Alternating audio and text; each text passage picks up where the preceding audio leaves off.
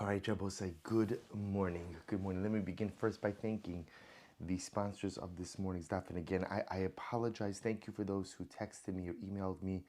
I'm sorry if I inadvertently leave out anyone. The office is not open, so I don't know that I have all the updated sponsorship information, but at least I'll go with what I have. So to thank our Talmud Torah sponsors for the month of Teves, Tovi and Nina Elman, for dedicating all of the Shiurim and Drushos this month in honor of their daughter Ayelet becoming a Bas Mitzvah.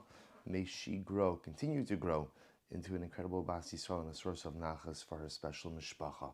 We thank our Day of Learning sponsors, Adam and Leslie Rosen, in honor of their son Gideon, finishing Mishnayis Seder Mezikin, quite beautiful.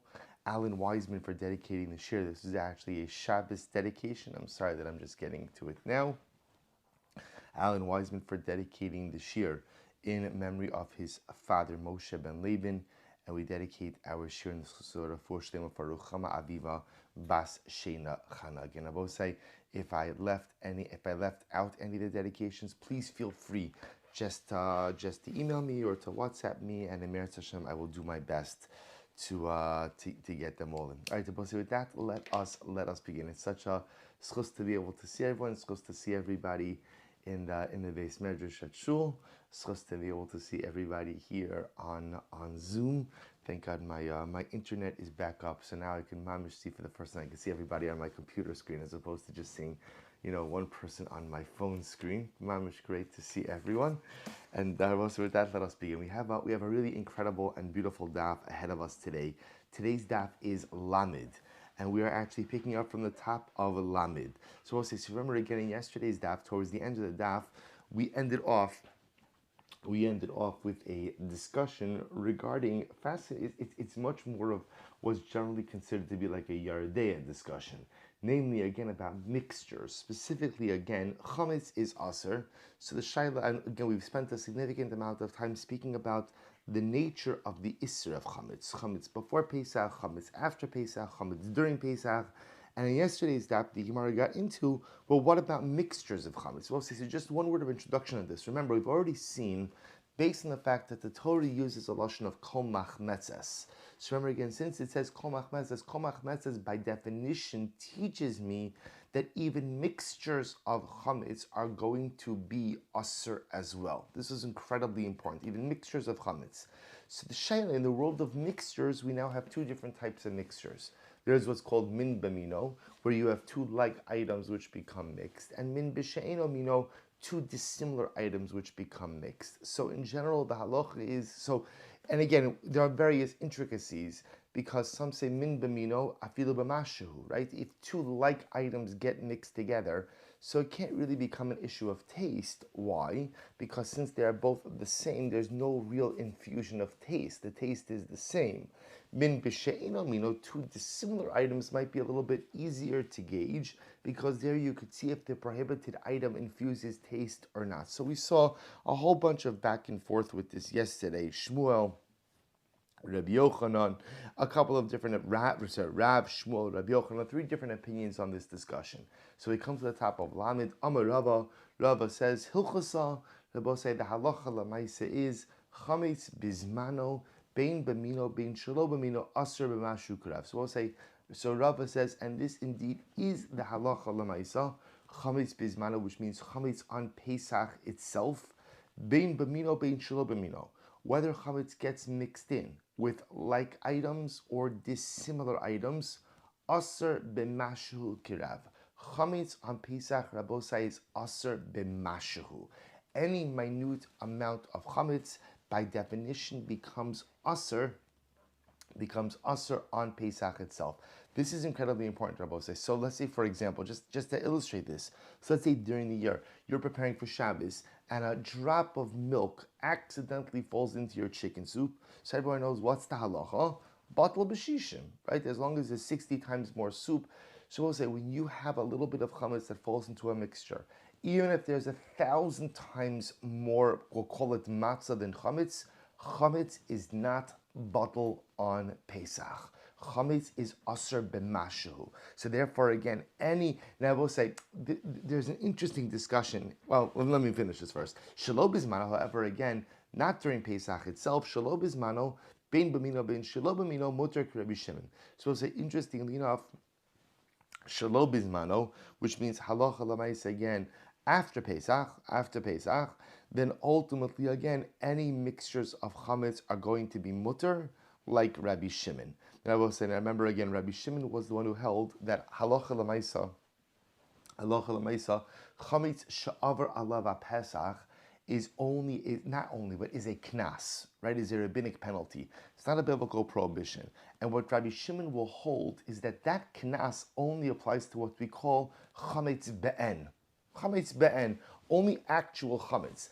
But mixtures of chametz are not subject to the halachos concerning, or the knas, I should say, of chametz she'avar alav Pesach. So therefore, I will say, Rava really telling us a very important piece of halacha.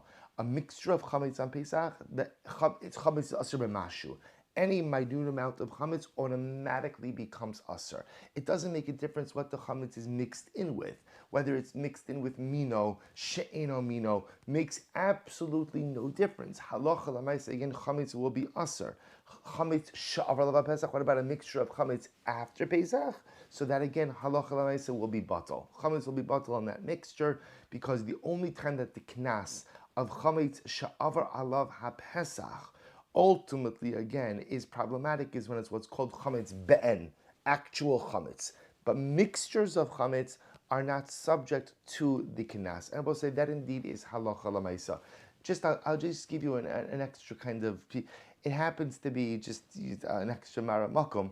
There's fascinating discussions in the poskim about mixtures of chametz from before Pesach. I will say again, let's say I have a mixture from before Pesach, and halacha l'maisa, the mixture was such that the chametz ingredient was batal. Does that bittel, or does that batal status carry into Pesach or not? Or perhaps once Pesach comes, chametz is what's called chazer v'nir. Chametz once again is reawakened. Again, we'll see it in a little bit. Umi amar Rava hachi. So we'll say, did Rava actually say this? Vama Rava, but Rava said, Rabbi Shimon kinasa kanis hoil va'avar lav b'bayira bal yimatzeh.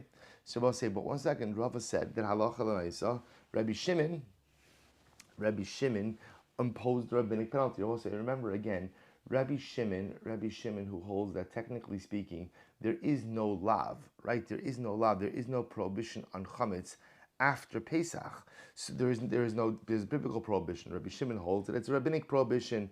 So the Gemara says, you're right, this is only true when? This is only true ultimately again when the chametz is in existence by itself. But even Rabbi Shimon will agree that halacha l'maisa, say what the Gemara is suggesting is as follows. You might have thought that once Rabbi Shimon is saying it's a knas, it's a penalty, so maybe the penalty applies to everything, right? Maybe the penalty of chametz she'avar alav haPesach, chametz that was owned by a Jew over Pesach, maybe that chametz is subject to the penalty whether the chametz is be'en, in other words, extant by itself, or maybe it's even in a mixture. Kamash Malon, that according to Rabbi Shimon, the knas, the penalty of chametz she'avar alav haPesach, halacha l'maisa, is only in a situation where the chametz itself is by itself. But the moment that it's in a mixture, halacha l'maisa, again, that penalty does not apply. Va'az the Rava l'tamei. And Rava goes according to his previously established reasoning. We'll say, look at Rashi for just a moment. Va'az the Rava, damar locha Rabbi Shimon. So we'll say, Rav in general holds that the halacha follows Rabbi Shimon. Right? That's Rava's general approach. Namely, that again, chametz she'avar alav haPesach, mid da'oraisa is mutter, but ultimately again is subject to a rabbinic penalty, a knas. So the ta'ameh, look at Rashi, da'amar nami ba'alma chametz shel nachi shavar alav haPesach mutter, af ba'achila. V'lekala miknas be'midi v'i Rabbi Yehuda chametz stama kamafilu nachir. So remember again, therefore also according to Rabbi Shimon, this is very important, according to Rabbi Shimon, the knas of chametz she'avar alav haPesach only applies to Jews, doesn't apply to non-Jews. So remember again, so the chametz owned by a non-Jew over Pesach is totally mutter to a Jew after Pesach. The knas of chametz she'avar alav haPesach only applies to chametz owned by Jews. And I will say that very simple logic. Since if I'm a Jew and I own chametz over Pesach, I have violated bal yimotzeh. Therefore, again, I'm slapped with a penalty after Pesach, and my chametz becomes usher for consumption, both me and for others. But again, a nachri, a guy obviously who was not in violation of bal yimotzeh, there's no problem, and therefore, again, his chametz is totally fine after Pesach. So also listen to this. The Gemara Baz Rabba L'Tamei, the Amar Rava, Ki Havinu and Bei Rav Nachman. Listen to this. As Rava said, when I was by Rav Nachman, listen to this. Ki Havonafki Shiva Yom de Pescha, when Pesach was over, so we'll say, again, in time immemorial, Jews always do the same thing on Motzei Pesach. Always do the same thing. And no, it's not get pizza. I want to be very clear on that. I have to tell you something. That's a minhag Yisrael that I Pashut never understood. For 7 days, we've been fressing achila gasa, and mamish, somehow again there's an insatiable desire for pizza on Matzah Yom Tov, meaning no clothing fits. You have to carve out a few inches on the doorway, but somehow Klal Yisrael needs pizza. Not that minhag, but a basic other minhag. Go to the supermarket. You have to get chametz. Right at the end of the day, I have to go ahead and get. So listen to this. So Rava says, when I was in the house of Rav Nachman, when Pesach was over, Amraman, he would say to us, Rav Nachman would say to us, Poku v'zabinu chamir de b'nei go out and buy chametz from the soldiers. Now look at Rashi, b'nei chela, nochrim afal pi she'ofihu yom zeh she'avar v'hu Pesach. So both say, this is very interesting. So Rav is when I was by Rav Nachman tells us when Yom Tov was over, go out and soldiers, I guess there were soldiers stationed in the area. The soldiers had chametz, they had baked bread during the day. So Rav Nachman said to us, go out and buy some bread from the soldiers. So we'll say, so it's actually very interesting because again, what the Gemara is suggesting is you see from here that halacha l'maisa, even though when was this bread baked? This bread was baked again by the soldiers on Pesach itself. But you see again, there's no issue of chametz she'avar alav haPesach with chametz owned by Gentiles. So I'll say therefore again, now what I want to point out, I'll say two interesting things over here. Number one, of course, this only works because the Gentiles did not bake it for the Jews, right? Remember again, if you have a situation of a Gentile who baked chametz for a Jew, so that's a different issue, not of chametz per se, but ultimately again of malacha. Remember again, I'm not really supposed to benefit from a malacha that a nachri does for me on Shabbos Yom Tov. This is why, in a very simple example, you want to go to Dunkin' Donuts on Motzei Shabbos to get a donut. You have to wait Birtei Shia, so you have to wait a certain amount of time after Shabbos before going, in order not to benefit from malacha potentially done on your behalf after Shabbos as well. So we'll say, what's also interesting about this, although it's not a topic for now, is that they're eating bread baked by non-Jews, which is actually quite fascinating in and of itself. Again, this is a whole discussion in Maseches Avodah Zarah about pas akum, pas palter. It wasn't uncommon until not so long ago of Jews buying, bread from Goyim under certain circumstances. Again, so I'm just pointing out an interesting idea, not our topic, but I'm just pointing out over here that halacha l'maisa. So I'll say, so therefore Rava tells us three very important halachas. Number one, that we've already established like Rabbi Shimon, namely, that chametz she'avar alav Pesach is only asr al knas. It's a rabbinic penalty. Number two, it only applies to chametz owned by Jews, not by non-Jews. Number three, any mixture of chametz on Pesach itself, or I should say any mixture which contains chametz on Pesach itself is going to be asr afilu b'mashehu, even any minute amount of chametz will asr the mixture. Halacha number four, the prohibition or the knas of chametz she'avar alav Pesach only applies to what we call chametz be'en. Chametz be'en, which means chametz which exists on its own. But any chametz that is part of a mixture is not subject to the halachos of chametz she'avar alav haPesach. Beautiful. Vaiter, Amar Rav says as follows, Kederos bePesach yishabru. So let's listen to this interesting case. So Rav says, if you have earthenware vessels, so we'll say now we're going to get into the topic of blios. If you have a utensil, ultimately again, that absorbed chametz. So now I have an earthenware vessel that absorbed chametz before Pesach. So what do I do with it on Pesach? Rav says you have to break it. You have to break it. Look at Rashi. We'll say very quickly. Amar Rav Kiddus Pesach Yishabru. Rav L'Tamei Do Amar Chametz Af La'achar Zmano Aser Bano. Rabbi Yehuda Ve'Islei B'Mashu V'Kasavar Nosein Tam Nifgam Aser. So we'll say. So we'll explain this in just a moment. But ultimately, again, Rav is saying halacha l'maaseh. If you have blios, you have chametz absorptions in an earthenware utensil, you must go ahead and destroy the utensil. Va'amai, I don't understand, why do I have to go ahead and destroy it? L'shinul achar ha-pesach, let me just, obviously I can't use it on Pesach itself, I got that, but let me just hold on to it till after Pesach, and ultimately again, I'll make sure to always use that utensil shelo b'minon, because you're supposed to remember again, if I'm concerned that maybe if there's a chametz absorption in there, and that chametz absorption ultimately again was there through Pesach, therefore maybe according to Rav that absorption becomes asur as well. And then if I go ahead and I cook like chametz or like item in there, it becomes min b'mino. Min b'mino is not bottle. I'll use it shelo b'minon. Gezerah dilma asur me'avru b'mino. Ultimately again there is a gezerah that you may come to use it b'mino. Okay. Shmuel Amar, we'll say Shmuel, and now we'll say I'm focusing more on the sheet of Shmuel because this is the halacha l'maisa. Shmuel says, Lo yishabru, you do not have to break the earthenware utensils. No need for that.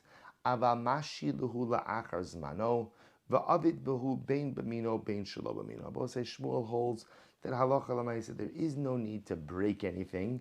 No need to break anything, but ultimately, again, you just go ahead and maintain it till after Pesach. And then after Pesach, you could use the pot, you could use the earthenware vessel for whatever you want. So we'll say, Shmuel ultimately, again, goes according to his reason. I just want to point out, according to Shmuel, what Shmuel is saying is like this. Halacha l'maisa, the Isser of Chametz is on Chametz be'en, actual Chametz. What does the Isra of Chametz not apply to? It doesn't apply to absorptions. So therefore, again, what I want to point out, what does this mean on a practical level? On a practical level, is I can't use a Chametz pot, right? Because if I use the Chametz pot, ultimately, again, then I potentially release those absorptions into the food. But what I don't have to do is get rid of my chametz utensils. In other words, I don't have to go ahead and destroy my utensils because of the absorptions. In other words, we'll say there's not a problem of ownership of absorptions. So for example, I could own my chametz utensils. That's not a problem. I just can't own actual chametz. So therefore, again, Rav seems to indicate that halacha l'maisa there's a problem ultimately again with owning the absorptions. Shmuel holds that halacha l'maisa no, you can't use the pots. And again, remember this is talking about earthenware utensils here. And earthenware utensils halacha l'maisa again really they absorb but they don't emit. So the problem you have with earthenware utensils are trapped absorptions. So Shmuel says you can't use them on Pesach, but you also don't have to destroy them. Just leave them alone, and after Pesach you'll resume using it. Shmuel goes according to his reasoning. What does Shmuel say? So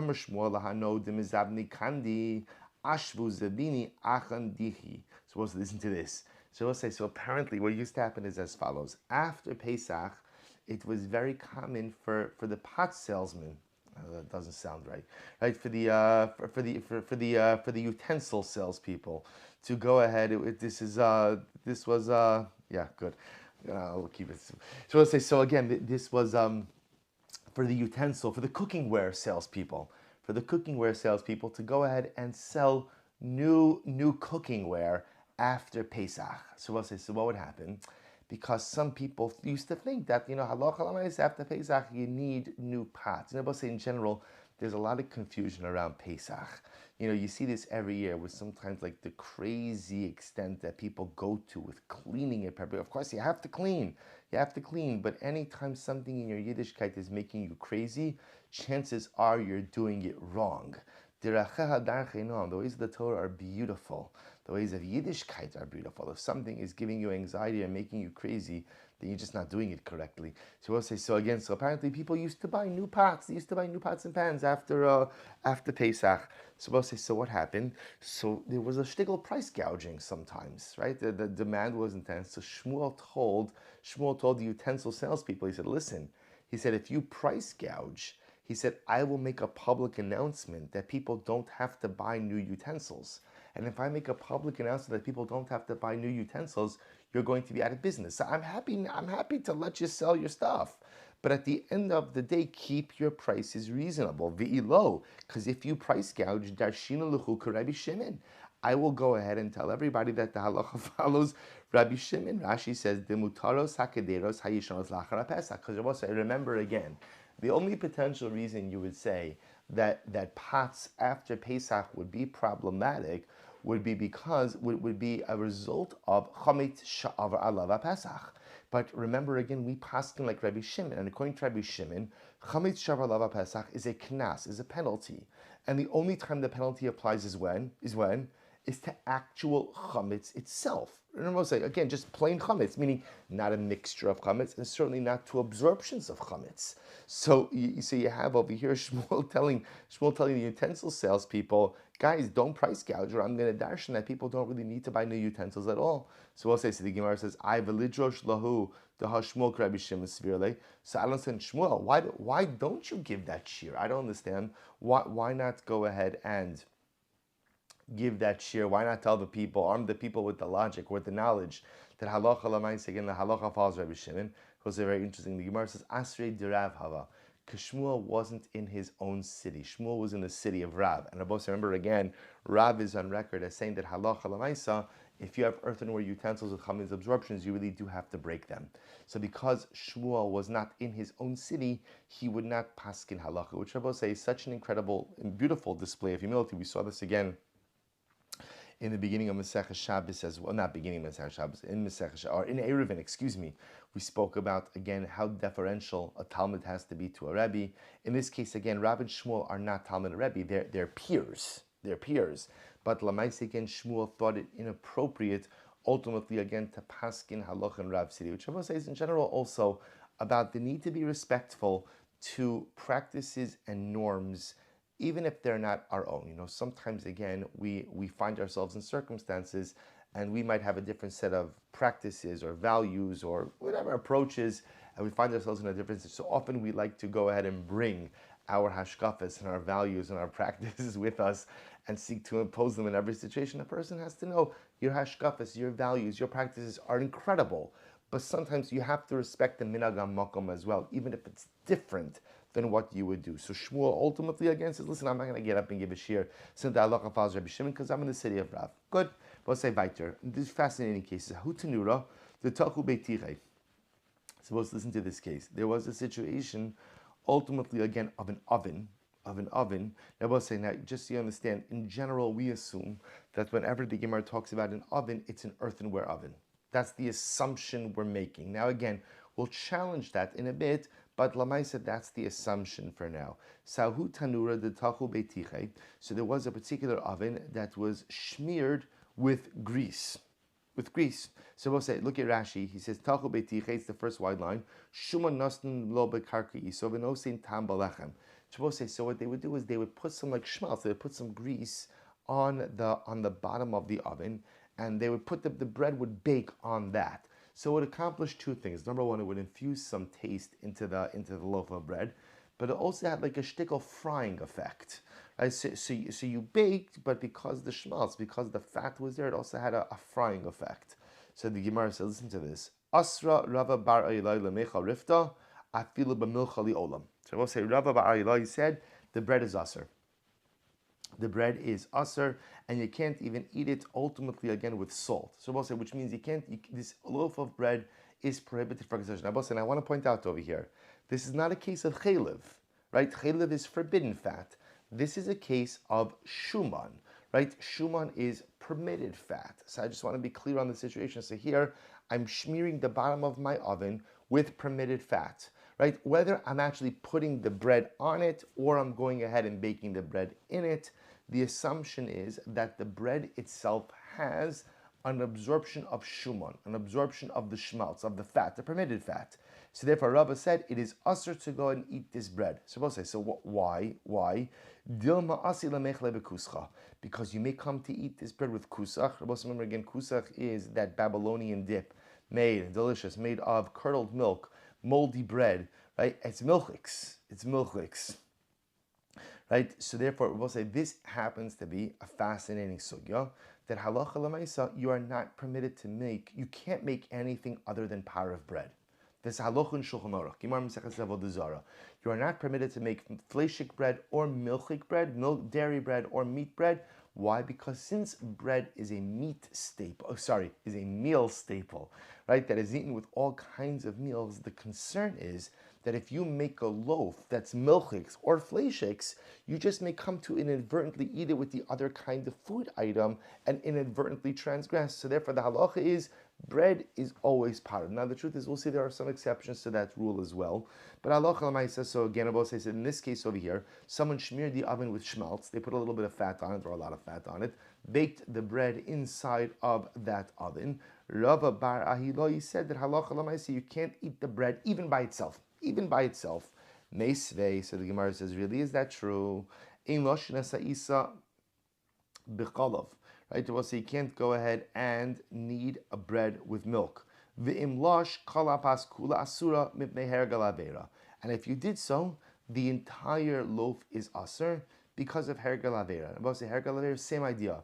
You can't go ahead and start making milchik bread because milchik bread ultimately, again, it's a recipe for disaster, right? That person is just going to inadvertently end up going ahead and eating it with a fleishik meal.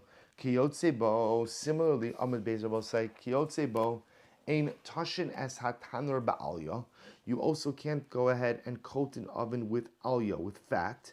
The imtash, alya is the specifically the fat of the tail.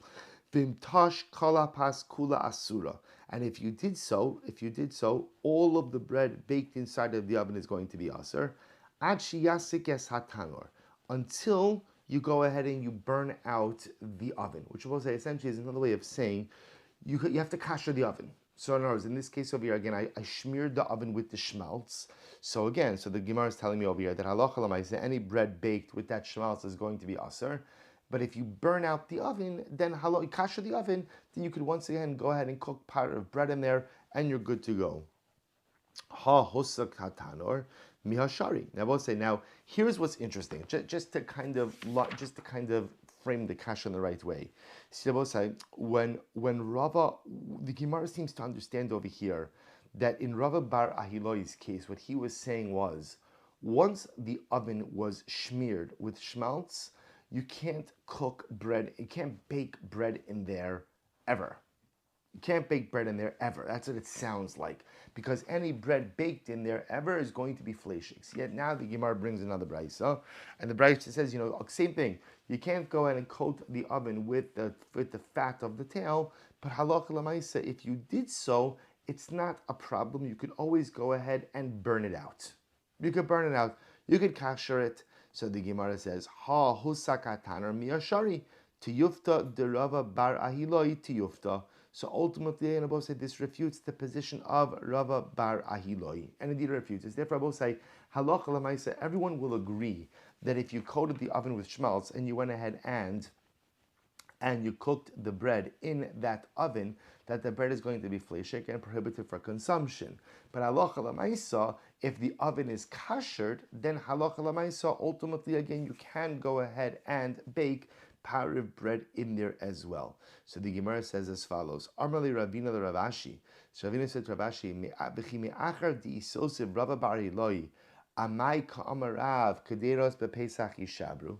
But we'll say, but one second. After now we've effectively refuted the position of Rava bar Ahiloi, then ultimately again, why does Rav still hold that utensils which have chametz absorptions need to be broken? So we'll say, look at Rashi for just a moment. Me'achar di isosiv Rava bar Ahiloi v'shaminan dehesik moa l'klicheres kederos bePesach amai yishabru yisike mi'esadnu. So we'll say, so remember again, like I said before, the assumption we make is that whenever we talk about a tanur ultimately again is made of earthenware. What did we just learn about? So what did we just see? Apparently, you could kasher an earthenware oven. V'haraya, if you go ahead and you coat it with schmaltz and you bake a loaf of bread in there, the loaf of bread is going to be asur. But if you go ahead and you burn out the oven, then halacha l'maisa, you could go ahead and subsequently bake bread in there. Okay, so which tells me that I could go ahead and effectively kasher an earthenware utensil. Well, if you can kasher an earthenware utensil, then halacha l'maisa, why does Rav say that earthenware utensils with chametz absorptions have to be broken? Why don't you just kasher it? To which the Gemara says, Amrle hasam tanur shal mateches hacha bikder shal cheres. Oh, to which the Gemara says no. In fact, the tanur that we're talking about, Rabbosai, is in fact not a tanur made of earthenware, but rather, in fact, it is a tanur made of metal. Of metal. Talking about a metal utensil, not an earthenware utensil. Whereas opposed to when Rav said you have to break the utensils that have chametz absorptions, he was talking about a utensil made of earthenware. So we'll say, so this totally changes the conversation. So now again, back to kind of what we already knew, always knew to be true, which was that halacha l'maisa, metal can be kosher through purging, but ultimately again earthenware cannot, and therefore Rav would hold that halacha l'maisa, the utensils, the earthenware utensils, which have chametz absorptions, must be destroyed. But a tanor, which was smeared with oil, with schmelz, can be kasher through simply burning it out because you're dealing with a metal oven. The Gemara Seviba is saying the other possibility is hava habishal cheres. It could very well be that halacha l'maisa, both the oven in question as well as the utensils in question are both made of earthenware. But one second, if that's the case, then I should say just like the oven could be kashered and remove any semblance of the schmelz from it, so to the utensils should be kasherable and remove the chametz from it. To which the Gemara says, fascinating. Zeh hesikan mi bifnim, v'zeh hesikan mi b'chutz. Oh, listen to this. Here's the difference between an oven and a utensil. An oven is kashered from the inside out, versus a utensil which would be kashered from the outside in. So what I say, interestingly enough, the Gemara makes a fascinating distinction over here. That halacha l'maisa, again, it could very well be that when do we say, under normal circumstance, let me see differently, when do we say that an earthenware utensil can be kashered? That's only able to say with a superior form of kashering, which means kashering from the inside out, where the fire is placed on the interior of the utensil, such as an oven. But let's say again, with an earthenware utensil, where normally that's not the way that it's kashered, halacha l'maisa, again, the earthenware utensil will not be kasherable, and that's why Rav holds, although again, we saw Shmuel disagrees, we pass on like Shmuel, but Rav holds that halacha l'maisa, you have to go ahead and break any earthenware utensils with chametz absorptions. But one second, v'chitema hachinami the avid hasaka mi bifnim. But we'll say, so okay, so fine. So just why not say kasher earthenware utensils with fire from within? I was supposed to take your blowtorch, put it inside the earthenware utensil, and kasher it like that. So we'll say this is incredible. Chayis, the Gemara says, chayis alem mishum depaka. So we'll say because we're concerned that a person is not really going to kasher it well, because he's concerned that halacha l'maisa, the earthenware utensil is going to break. So we'll say there's a lot of interesting halachas here that are referencing hilchos hechsher kelim, the halachos of kashering utensils. So for example, one of the concepts we have by hechsher kelim is that if you have a utensil that is delicate, that you're concerned is going to break, under certain circumstances, that utensil is not really kasherable. Because what's the concern? The concern is you're not really going to do a thorough job in kashering it because you're too scared regarding the fragility of the utensil. So listen to what's happening over here. So the Gemara is suggesting as follows. We always thought up until now that an earthenware utensil cannot be kashered, but yet we see that an earthenware oven can be kashered, to which the Gemara says, you're right, that's because you're burning it from the inside out. But when Rav said that earthenware utensils which have chametz absorptions need to be broken, that's because those you would kasher from the outside, and that kashering process is not thorough enough, and therefore halacha l'maisa, that's why it is going to, you have to break it. The Gemara says, so why not just kasher the earthenware utensils from the inside out? No, because we're concerned you're not really going to do a thorough enough job in kashering it, because you're going to be too concerned that the earthenware utensils are going to break. And in any situation when we are concerned that you would be preoccupied with the fragility of the utensil, we're concerned that that will compromise the quality and integrity of your kashering process. Hilchach, therefore the Gemara says, Hi buchya, this buchya. Now both say, now this is actually very interesting. Rashi says, buchya is kli shehu merafim shekorin tailish va'ofin umetagnin bo kikar. So we'll say, so Rashi calls this a tile. Tailish is a tile. If you have the Hagos Yitzinim in your Gemara, you can see the letter Beis, Luchos Cheres, Hamishamshimin Lechipoy Hagagos. So we'll say, so literally, Rashi says it's referring ultimately again to a roof tile. So we'll say so what they had is they had roof tiles that were earthenware. They were earthenware roof tiles. So we'll say so interestingly enough, so like in Eretz Yisrael. So let's say so interestingly enough, so what would happen? Technically speaking, you could bake bread on those tiles. They were saying you had an extra tile lying or use it.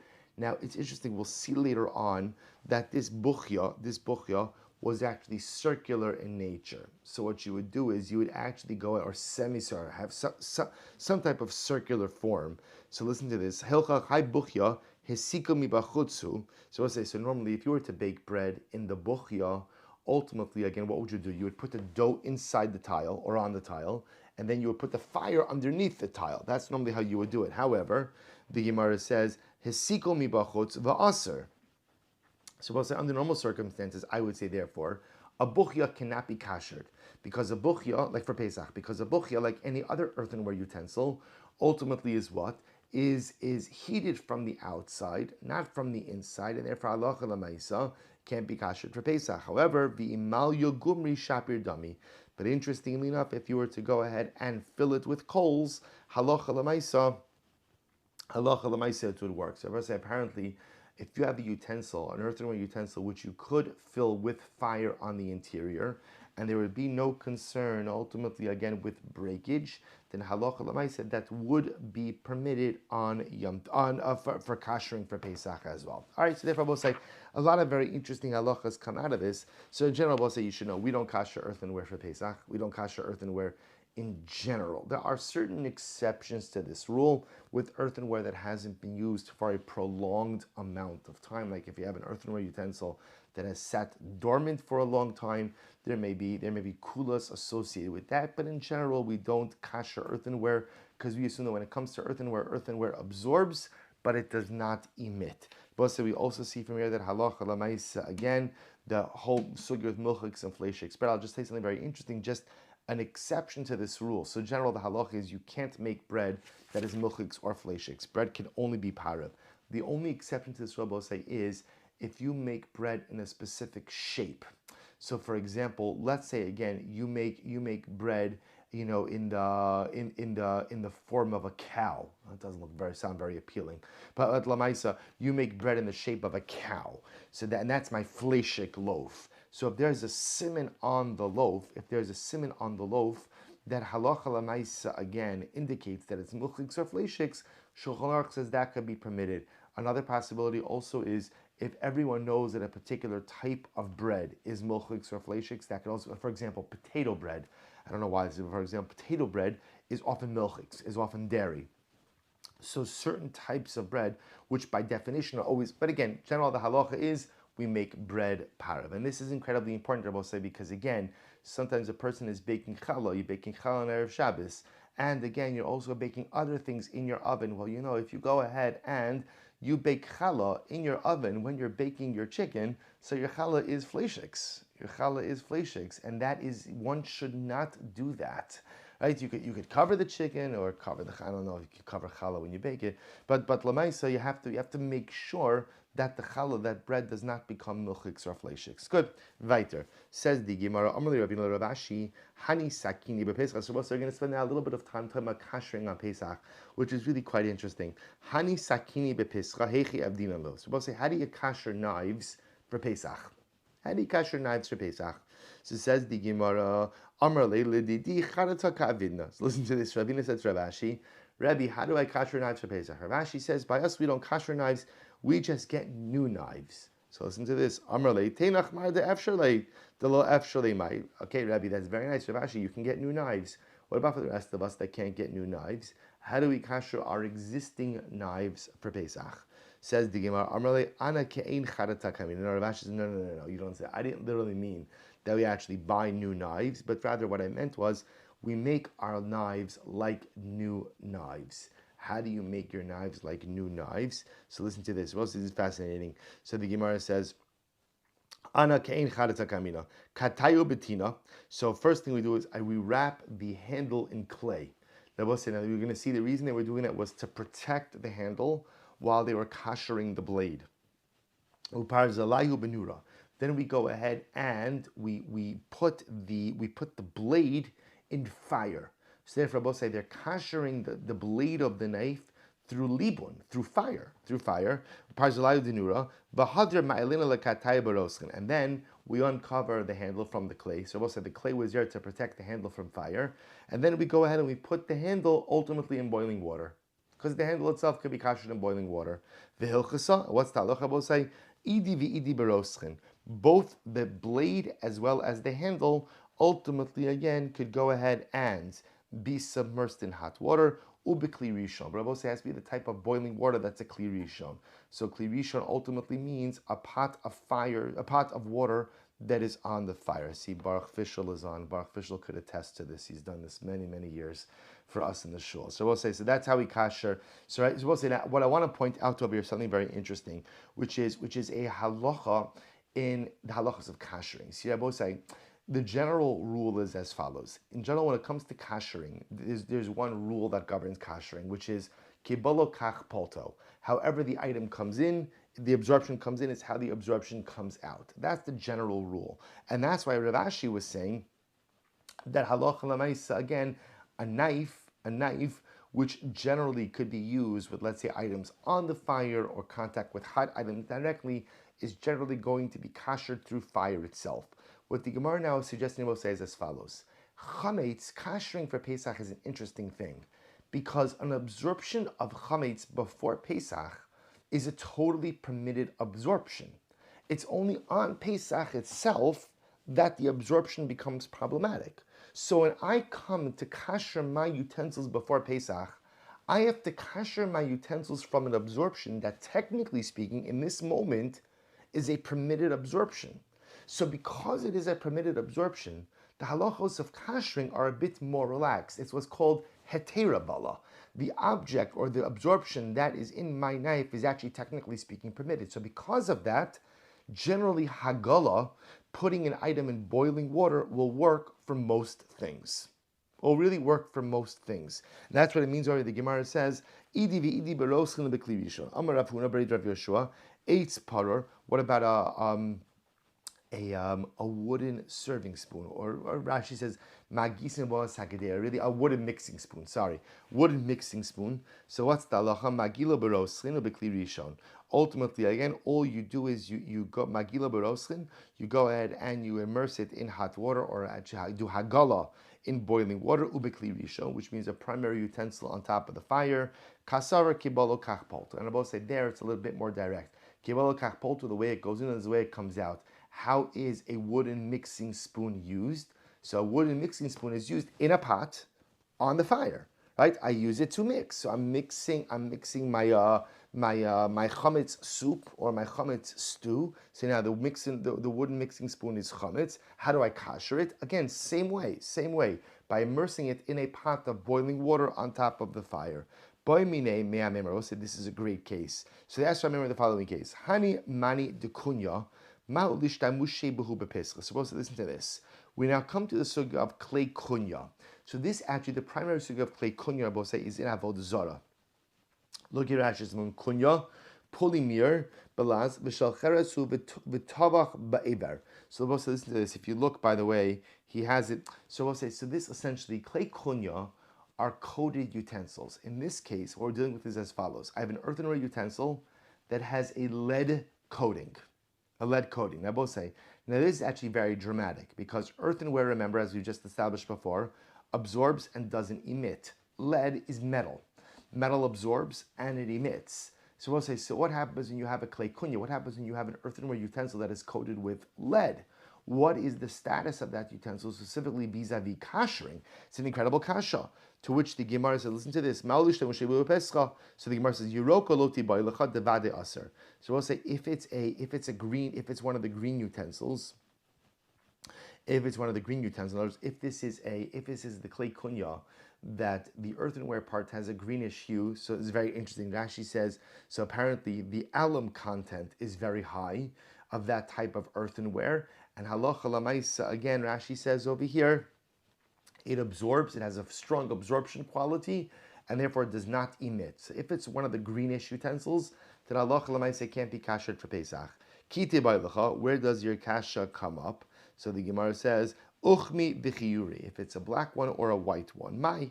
Vehecha despu kartufe loti bailacha devade asiri. Furthermore, I will say if it has cracks in it, cracks in any utensil will generally render it unable to be kasher. I will say that is halacha lamaisa in the laws of kasher. Whenever you have cracks tell you cannot kasher this particular utensil. So the Gemara says, so what I'm asking is, what happens if the utensil is smooth? So we'll say, so what happens if I have a clay kunya, which is an earthenware utensil coated with lead, of the black variety or the white variety that is smooth? Can such a utensil be kashered for Pesach or not? We'll say, what's really driving this discussion? What is the status of a coated utensil? Does the status of a coated utensil determined by the underlying kli? In this case, it's an earthenware utensil. Or do we look at the coating as giving the identity to the utensil? So Amrle, the Gemara says, Amrle chazina lahu dimidaisi. We see that when you go ahead and you use a utensil like this type of clay kunya, this earthenware utensil coated with lead, we see that ultimately, again, the utensil sweats. It sweats. Look at Rashi. Dimidaisi poltin hamashkin midofnon hachitzon. The chayva dimidaisi vaday bali v'holu bali shuv einan poltin. So we'll say the fact that it sweats indicates thus that halacha l'maaseh clearly absorbs. Alma bali va'asiri. Ultimately, again, therefore it absorbs and therefore it is aser. V'atorah idak v'cheresh yotzim midei dofya v'olam. And we'll say once you demonstrate that it absorbs, and we're talking about an earthenware utensil. Once an earthenware utensil absorbs, it never emits that which it absorbed. To which the Gemara says, "Umayshna le'inyan yayin nesach." But why is this different than a case of yayin nesach? What happened by yayin nesach? So Darish Mereimar, because Mereimar said, "Money de kunya ben ochma ben chiyuri ben yeruki shari." But listen to this. Mereimar said that when it comes to these clay kunya, right? Whether again you're talking about black clay kunya, white clay kunya, green clay kunya, shari. Ultimately, again, it is permitted for use. And I was supposed to say, even if you put yayin nesach inside of one of these utensils, yayin nesach, remember again, is idolatrous wine, the utensil itself is still permitted. I maybe you'll say, here's the difference. Yes, I could use clay kunya even after it had yayin nesach in it, because we're both say yayin nesach at the end of the day is only d'Rabbanan. Right now, when we say yayin nesach is Rabbanan, means wine that belongs to a Gentile is asr midrabanan. Obviously, wine that was actually used for avodah zarah, ultimately again is asr midaraisa. They're using yayin nesach over here as wine owned by a Gentile, and therefore the Gemara says that's not a good reason. Called the tikkun rabbanan king daraisa tikkun. But whenever the rabbis enact their halachas, they always enact their drabanas like a daraisa. Amrlei, very simple. Zeh tashmisho ayidei chamin, v'zeh tashmisho ayidei tzonan. Ultimately, again, the Gemara says, here's the difference. The difference is when you're using the clay kunya for wine, you're using it for cold. So we'll say because you're using it for something cold, there's not an absorption. But halacha l'maaseh, by the chametz, you're using it for something warm, and when you're using it for something warm, that's when there's an absorption. Amar Rava bar Abba, Amar Rabbi Chiya bar Ashi, Amar Shmuel, Kol hakelim shenishtamshu ban chametz betzonin, mishtamshu matzah, chutz min beis or hol v'shechimutzo kasha. So we'll say another very interesting halacha. So therefore, we'll say what comes out over here is as follows: that halacha l'maisa, with these clay kunya, we'll say just in general, I would just tell you. Let me finish before I go on to this next piece. With clay kunya in general, there's an incredible amount of discussion about it, about the status of these clay kunya. When you have a utensil that has an outer coating that's one type of min, and an inner utensil that's something else, what is the status of utensil? Both say, here we're talking about earthenware utensils that are ultimately coated with, let's say, a lead glaze. So what you begin to see from the halacha over here is at least legabe chametz, we're still going to treat that ultimately again as an earthenware utensil, and therefore cannot be kashered for Pesach use. Interestingly enough, if you used it for something cold, then halacha l'maaseh we assume no absorption occurred. But I will tell you, with this I'll conclude, but I'll tell you where this comes up. Interestingly enough, halacha l'maaseh is Rabbi say, what is the status of glazed china? Glazed china. So china is earthenware. China is earthenware. Earthenware ultimately again does not require tevilah, does not require immersion in mikvah. Yet very often china has a glaze. That glaze is glass. Glass does require tevila. So I will say, what is the status of glazed china? Is it earthenware, which doesn't require tevila? Is it ultimately, again, glass, which does require tevila? Major machlokias haposkim. Major machlokias haposkim, I will say, again, based on this entire discussion. Shabbos, we'll have to stop over here for today. We'll pick up in Meretz Hashem with Amar Rava in Meretz Hashem tomorrow. Both saying incredible yashikayach to everyone. Have a wonderful day. Shikayach, everyone.